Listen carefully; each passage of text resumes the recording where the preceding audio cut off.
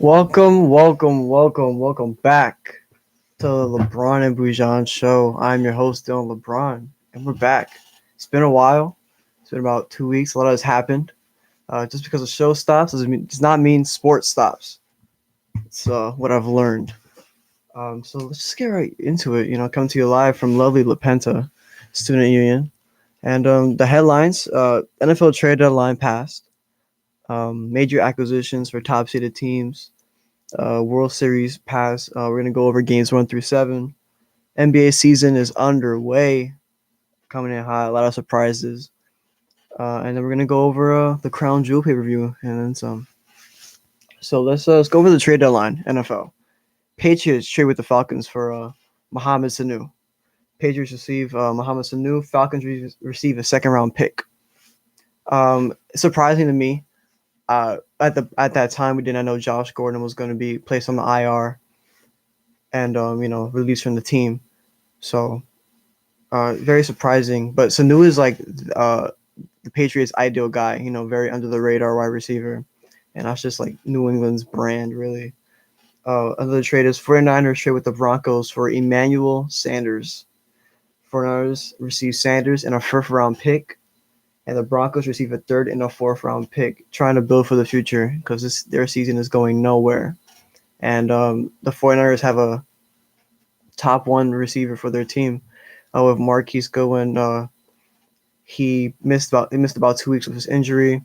We didn't know the I guess you could say severity of his injury at that time, so it was a good move for the 49ers.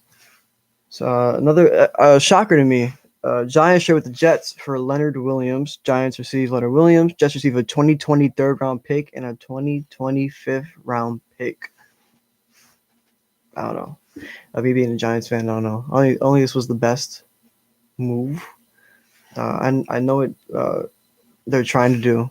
They want to build. Everyone's young, and I feel like the locker room mindset for that whole D line is like, why can't you build it around me? Because what Giants are saying is they want to build around Leonard Williams. They want to sign him long term. So it kind of like puts him at the forefront of that defense, and I feel like he hasn't showed enough to be the face of that defense yet, at least. We got Cardinals trading with the Dolphins for Kenyon Drake. Cardinals receive Kenyon Drake. Dolphins receive a conditional 2020 pick, so that turned into about a fifth or sixth round pick for them in 2020. Dolphins are racking up the picks, racking it up. They're gonna like own the whole draft, so don't be surprised if the Dolphins win more games. They should win more games. They keep losing. I mean, I think it's just a curse at this point. We got the Dolphins again trading with the Rams for Aqib Talib. This made no sense to me, and the Rams are dirty. They traded that man to Miami. That's messed up. Okay, I don't think he's gonna suit up. That's what the reports are saying. He's not gonna suit up. I don't think you could do that. But listen, we'll see. But I mean, I didn't get that trade at all. Poor Aqib Talib. That's all I gotta say. Rams got a fifth round pick and a future pick. And Dolphins receive Aqib Talib. I don't understand why they would give up picks if they're trying to build towards the future. I don't know. So trade deadline always comes with some drama, and drama was all over the Jets, involving Pro Bowl, All Pro safety Jamal Adams. He was in trade talks. Very surprising. You don't expect that caliber of player, arguably their best player. I would say their best player is in trade talks. And Jamal says in an interview he was hurt. He felt that they went behind his back. I don't blame him.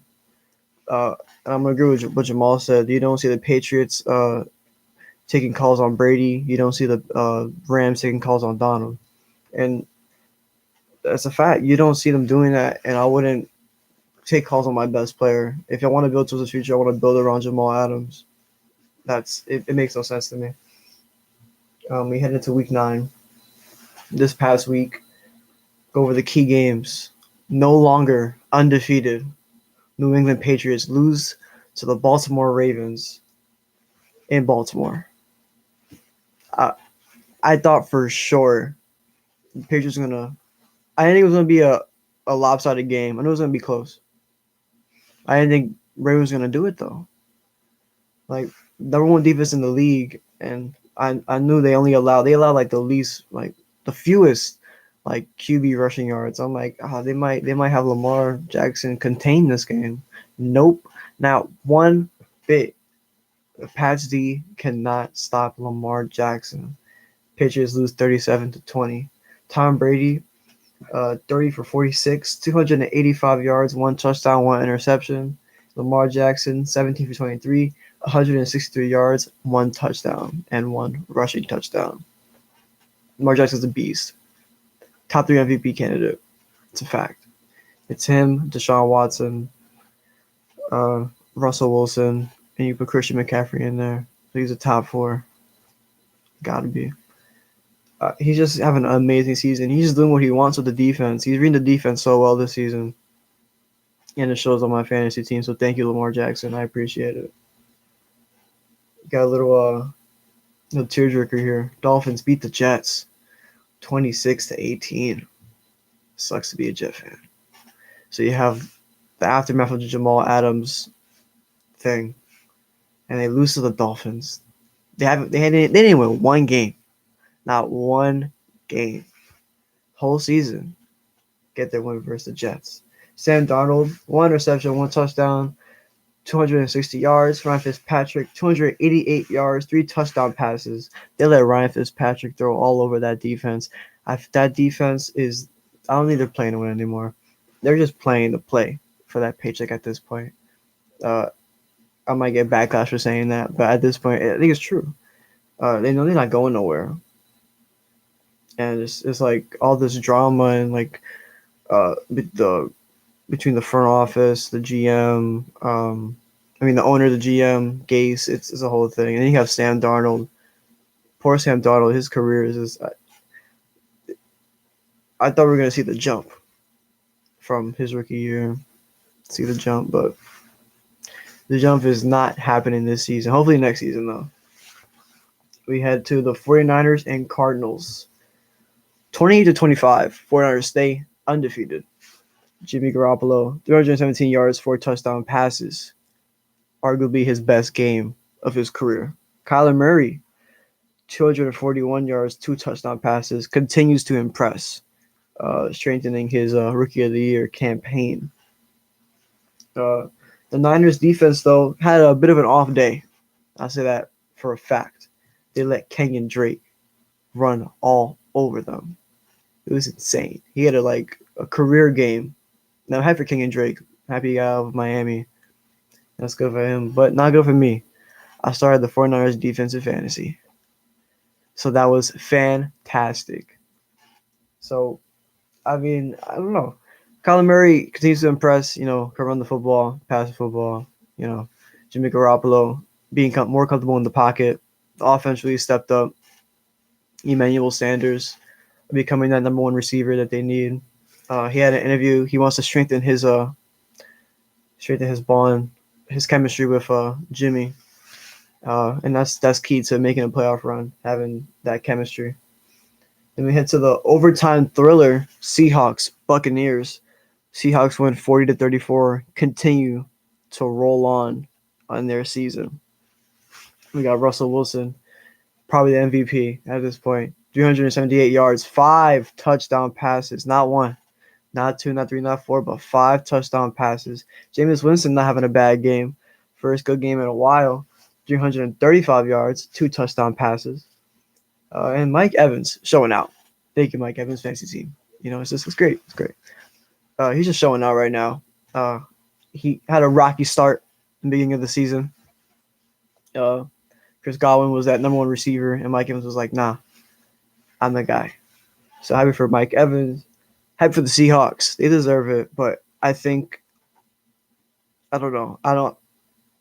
They'll make it to the playoffs for sure. But Super Bowl wise, I don't think so. I don't think. They proved me wrong. I'm known to jinx stuff, so who knows?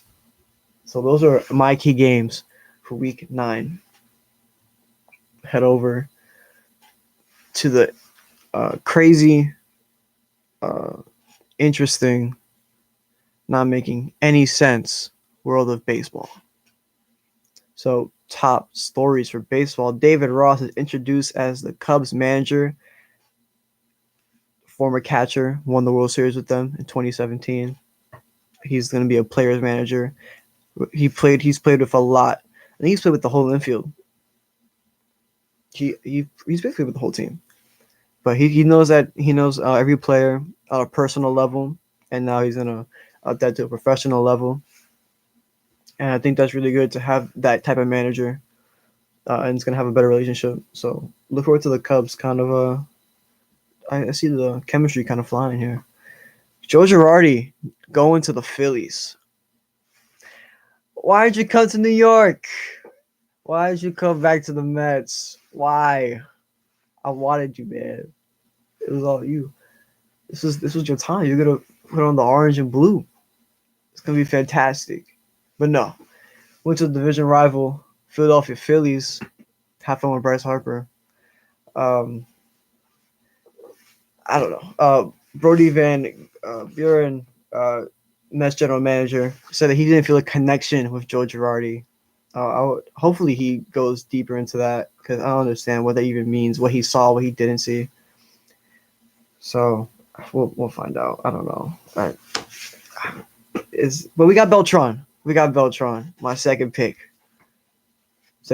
Carlos Beltran, another player's manager. He wants to rewrite our story. I'm all for it. We're in number 15 again. I can't wait for this season, man. I'm really excited for the 2020 season. I know AJ wants Yankees to win the World Series, but I'm gonna jinx it now. They're not winning. I'm jinxing it now. Or if they do go, it's against us. Yeah. That's gonna be it, and we're gonna win in 7.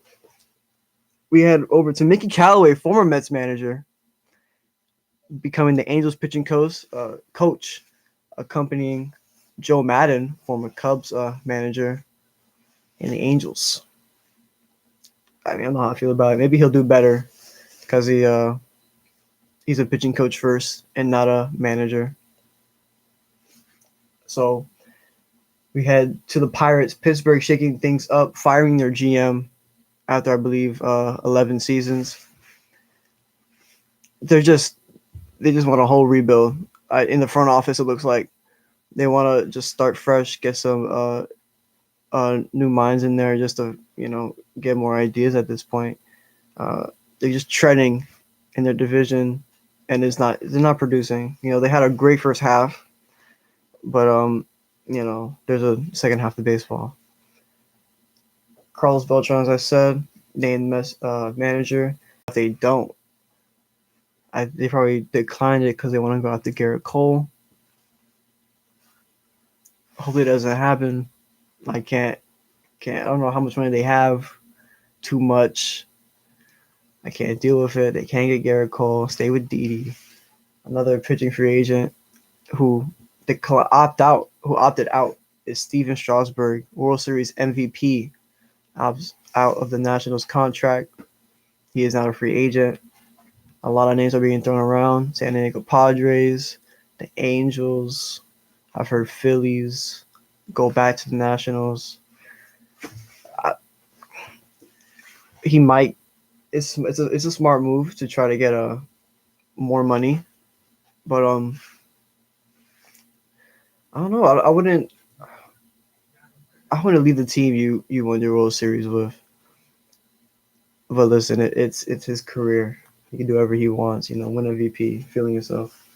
So let's just get right into the World Series review. So Game 1 in Houston, Nationals win. Not one team won a home game. That's first time in MLB history that's happened. I don't know how that happens.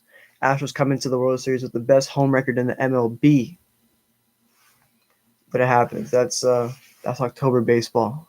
Crazy things happen. Where crazy happens, October baseball. Put that on the t-shirt. So Astros, Nationals game 1, Nationals win. MVP for that game is Juan Soto. Goes 3 for 4, 1 home run, 3 RBIs. Just had a great series. I believe he had a bad game 3 when they first came back in Washington on his birthday. I believe he went 0 for 4. But just what he's done at such a young age, he plays like he's like a 10-year vet, you know. So he's gonna be a problem. So game two, Nationals smoked the Astros 12-3. Verlander on the mound, 4 earned runs, 6 Ks, 6 innings pitched. Steven Strasburg, MVP for this game, 6 innings pitched, 2 earned runs, 7 Ks, only walks, 1 batter. Then you go to game three, go to Washington. Jose Altuve and Michael Brantley show out. Zach Greinke versus Sanchez. Zach Greinke pitches 4 innings, 1 earned run, 6 Ks. Sanchez pitches 5, 4 earned runs, 4 Ks, and only walks, 1 batter. Altuve goes 2 for 5. Michael Brantley goes 2 for 4, 2 RBIs. Hitting machine. Michael Brantley is so good. He's just a hitting machine. So we get into game 4, and they don't put a starter in from the Astros. Astros make it a bullpen game. You know what a bullpen game is? They're using their bullpen rotation. They're not using a starter, they're saving a starter. Because the starter was going to be Garrett Cole for game 5. Game 5, they're saving Garrett Cole for game 5. So they put in Jose Urquidy, and he had a monster game. The numbers don't show it, but if you watch the game, you know what I'm talking about. It's 5 innings pitched, 0 earned runs, 4 Ks, 0 batters walked. Alex Bregman coming out of that postseason slump, showing that he's going to be the MVP of the American League. 3 for 5, 1 run, 5 RBIs, was not walked once. Patrick Corbin on the other hand, 6 innings pitched, 4 earned runs, 5 Ks, 2 batters walked. The Astros win 8-1 in game 4. We head over to game 5. Max Scherzer was supposed to go up against Garrett Cole. He has some spasms in his neck. So very concerning for all the National fans. Oh, what's going on? This could defeat our chances of winning a World Series. So Nationals was like, hey, Joe Ross, get on the mound. He's only started 1 postseason game in his career. And it showed, kind of rusty in the first couple of innings. So he pitches 5 innings, 4 earned runs, 1 K, 2 batters walked. And Garrett Cole, the dominance of Garrett Cole, does not repeat his game 1 performance with his 5 earned runs. Allows only 1 earned run, 9 Ks, 7 innings pitched, 7 innings of dominance. MVPs for this game, Garrett Cole and Yordan Alvarez. Coming out of his postseason slump, goes 3 for 3, 2 runs, 2 RBIs. Yordan's a monster. He might win AL Rookie of the Year as well. We have already game 6. We go back to Houston.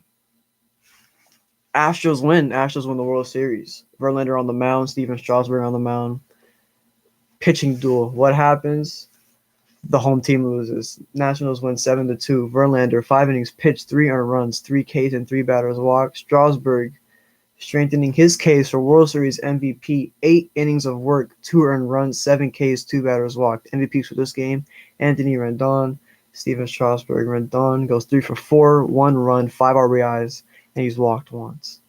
Anthony is such a beast, hitting machine. Him and Michael Brantley just get bare on the ball, and they have the power to just go out. I believe in Game 7 we saw Zach Greinke with a low curveball, and Anthony saw it coming, and just the height on that ball went a deep left center. Hopefully, he doesn't go back to the Nationals because I want him out of my division. I need him out my division like ASAP. Astros, Nationals, Game 7. This is it. Game 7 in Houston. What's going to happen? Nationals won the World Series 6-2. No, I did not want this to happen. This is like, what is this? What was that? That was like the least of my expectations. Game 7, Nationals win. Zach Greinke was pitching a masterpiece of a World Series. 6 innings pitched, and we get about to the 6th, 7th inning, and gives up 2 earned runs. And after that was pretty much it. No, he gives off the homer to Anthony Rendon, and he gets a batter on first. They take him out, put in the relief. Relief blows it, but the run on first counts as Greinke's run, so it makes it 2 earned runs, 3 Ks, 2 walks. Max Scherzer coming off his spasms, the best situation for them. 5 innings pitched, 2 earned runs, 3 Ks, 4 batters walked. MVP of this game is Howie Kendrick going 2 for 3, 1 run, 2 RBIs, 1 walk, and a home run. And then we, as I said before, World Series MVP Steven Strasburg. It doesn't sound right. Nationals are your World Series champions. It doesn't sound right at all. Like, what is that? It makes no sense. This is a team. Again, I'll say this is a team that was down and out. This team was not looking good for them. At one point, they're like 19-31, 36, and the World Series champions. That just gives hope to everyone else, especially me being a Met fan. If they can do it, we can do it. If they can do it, we can do it. I'm gonna get a T-shirt like that. If they can do it, we can do it. Basically, have the same kind of. We're really heavy on pitching. We have our young stars. They have Juan Soto, Robles. Um, we have Jeff McNeil, Pete Alonso. The similarities are all there. We have our vets. They have their vets.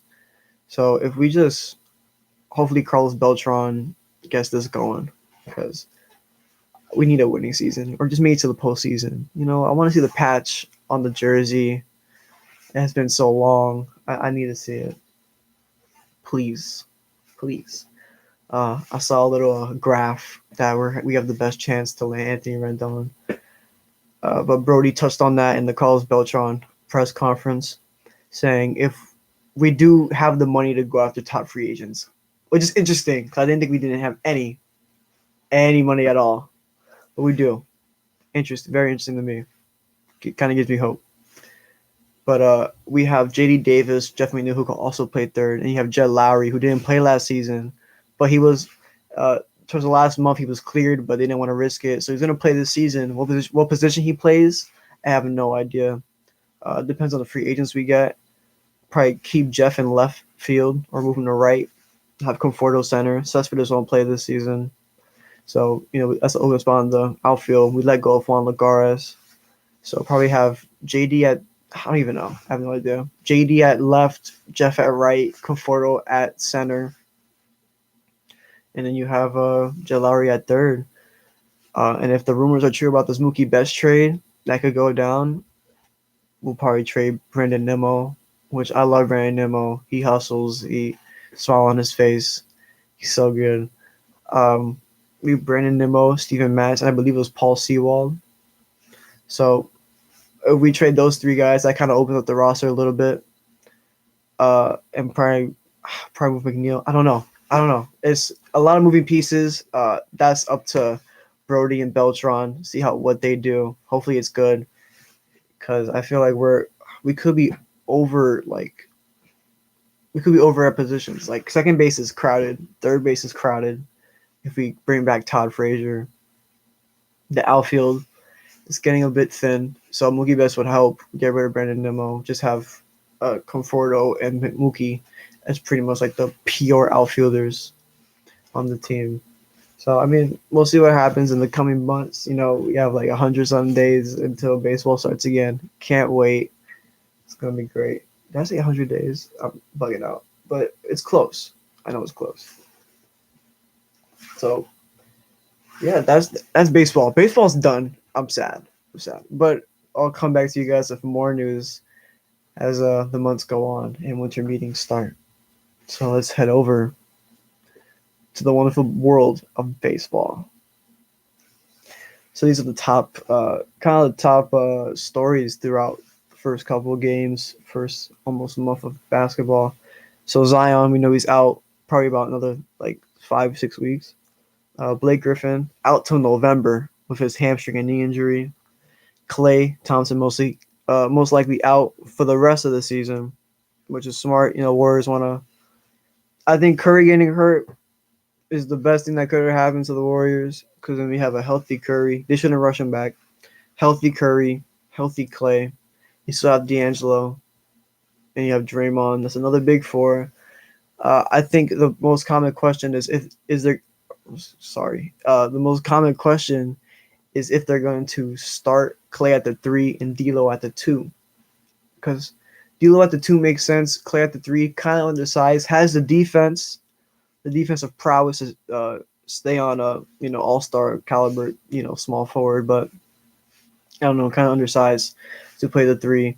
But then you look at Draymond playing the four, so what do I know? But yeah, that's the best thing that could happen to the Warriors. Next season will be fun. Probably have a lottery pick in the draft this year. Uh, Eric Pascal though, what a beast! He has like 62 points in his last two games. What a monster! So that's already a building block they got. They have Jordan Poole and Eric Pascal. I like those two. Them coming off the bench to support. I mean, we could. I hate to say it, but we think the Warriors are down and out. Next season is going to be a different story. I'm pretty sure. Um, these are my takeaways from the almost first month of basketball. The Mavericks are going to be really fun this season. Really fun. Luka Doncic is just continuing from where he left off. Triple doubles in back-to-back games, 15 plus assists, first time. That's the youngest player to ever do that. I mean, he's just a beast. And then add Kristaps Porzingis to that, and you have Tim Hardaway Jr. kind of inconsistent, or he's always been inconsistent. But if he starts to become consistent, that's a playoff team in the near future. We have the Clippers. They're the real deal. Paul George hasn't played a game yet, but already without him, Kawhi and that team is really good. And I mean, what can you say? The Clippers are going to be a real deal. They're not top seed in the West right now. That goes to the Lakers. Lakers are doing big things. The resurgence of Dwight Howard, looking like he's back on the Magic. You have Kyle Kuzma still trying to find his rhythm, but granted, I think he's going to be that third scoring option. When we get closer to the All-Star break, he'll get into his rhythm. Got LeBron acting like he's 27. You got Anthony Davis. He might win MVP this season. So the Lakers all around, they're having a great season so far. And then you have that bench. That bench is it's all right. You got JaVale McGee, Dwight Howard does that 1-2 punch. Contavious Cowell Pope. He's all right. I'd rather have Avery Bradley. He's doing pretty good. You got Alex Caruso, best player on the team. Just kidding. But he's showing out. Alex Caruso is just like the best kept secret in the NBA. Then we got the Knicks. The Knicks season is going to be a tough one. I already feel it. Nah, I felt it before the season started. Free agency, I felt it. Now I'm feeling even more. It's going to suck. We're losing games, which is not a surprise to me. Already a projected number one pick, so that's fun. We're losing close games, though, so I mean, at least we're putting up a fight. Jason Tatum did to us again when we played Boston. He always does it to us. I hate that guy. God, he's the worst. It's gonna be a tough one. It's gonna be tough. I like what I'm seeing from RJ Barrett. RJ Barrett is doing big things. Could win Rookie of the Year now that Zion hasn't played a game yet. But let's not count out Eric Pascal. But right now, I think RJ Barrett is definitely a top 3 candidate for Rookie of the Year. Philadelphia looks poised. Yeah, that's right, poised to win a championship. That team looks solid top to bottom. Got Embiid playing well. Ben Simmons, he has a little bit of a shot now. Hasn't showed it yet, but we know he has it. Just letting them know, hey, I could do it, but I'm not going to do it now. Josh Richardson, a poor man Jimmy Butler. Al Horford, that spacing really helps. And if Ben Simmons could finally develop that shot, the spacing on that floor would be fantastic, and Al Horford could really become a primary scorer on that team if the spacing, with Ben Simmons improves. Trae Young is a problem. I think that's enough said right there. But he's on a rampage. Injured his ankle against the Heat, came back, dropped 27 points. Trae Young's a real deal. I mean, what can you say? He's that guy. He's gonna run a rough shot, and now maybe even more pressure on him now that John Collins got suspended. About 25 games for abusing the substance abuse. He took an anti-growth hormone, and there was an illegal substance in it. He didn't know. He's gonna appeal it. Most likely, he might get just a little bit cut down, but still impacts the Hawks. But Trae Young's gonna have to hit a little bit more. And then the last takeaway from this NBA season, gotta be the Suns. The Suns. I put a question mark because I'm shocked. I don't know what's going on. Granted, it's only a couple games into the season. They play 7, 8 games. but they're doing well. Devin Booker is making the jump that he's been poised to make since he dropped 70. You have the rookie showing out, Ty Jerome. You got Jalen Lecque. That team is young, hungry. DeAndre Ayton, believe he hasn't come back yet because he also had the substance abuse policy. Um, but the Suns are surprising. Hand the Sixers their first loss. I don't know how that worked. I don't believe Joel Embiid was playing because he was suspended from his fight with Karl Anthony Towns. But hey, good for the Suns. I'm happy for the Suns. They deserve it. So their fan base deserves it. It's about time. So that wraps up the sports section of the Lebron and Bujan show. We're going to end the stream here. Please stay tuned because we're going to come back with the wrestling portion of this show and the debut episode of On the Top Rope. I gave it a name. So that's going to be fun. So please stay tuned and we will see you guys in about 2 minutes.